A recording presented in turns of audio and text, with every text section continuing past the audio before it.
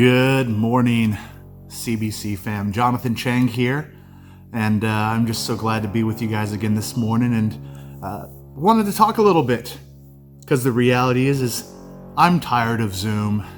I'm tired of virtual meetings. I'm tired of limited human engagement. But why is that? Well, it's because we weren't meant to be alone. We weren't created to be in isolation. You see, community is a word that we as Christians throw around a lot. We use it a lot, and we see in the Bible tells us that we were created to glorify God in our lives. We were also created to glorify God together with other believers. This is what makes our community unique. As Christians, we stand out from other groups because we are united by our belief in Jesus as Lord. Therefore, being from different backgrounds and different personalities and different types, we are all united for the same cause, being Christ followers. Community also is a term I believe that many of us have taken for granted. You see, going to church was such a normal part of our daily routine. It was something that we just did every Sunday. We never had to think about what would it be like to not go to church, to not be in fellowship with other believers until this pandemic hit us. See, in Genesis 1:26, in the creation narrative, when God says, "Let us make man in our image, after our likeness," we see the Trinity, the Father, Son, and Holy Spirit having a conversation as they are about to create man in his image. As image bearers of God, our very identity was created, intended for community. You see, it's in our DNA to do life with others. This is why Christian community is so important. It's so vital to our lives as believers. It would be like trying to live without oxygen, trying to breathe without oxygen. You can't do it. We cannot function well as followers of Christ by ourselves. We strive to become more like Christ, and we need our church family to be an integral part of that process.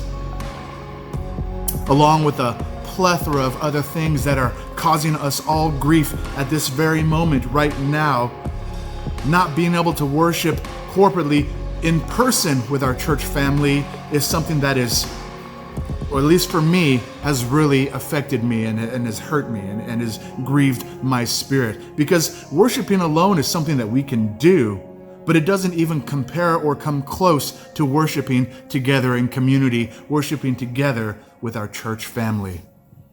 Because we need someone there to pick us up when we fall down. We need someone there to celebrate us and to say, "Way to go," when we achieve something great.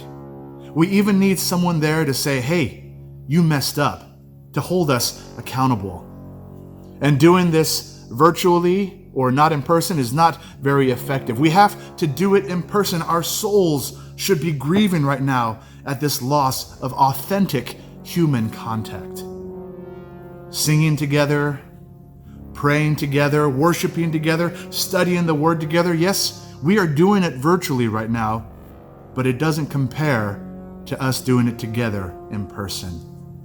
We even see in 2 John in verse 12, John writes this, "Though I have much to write you, I would rather not use paper and ink.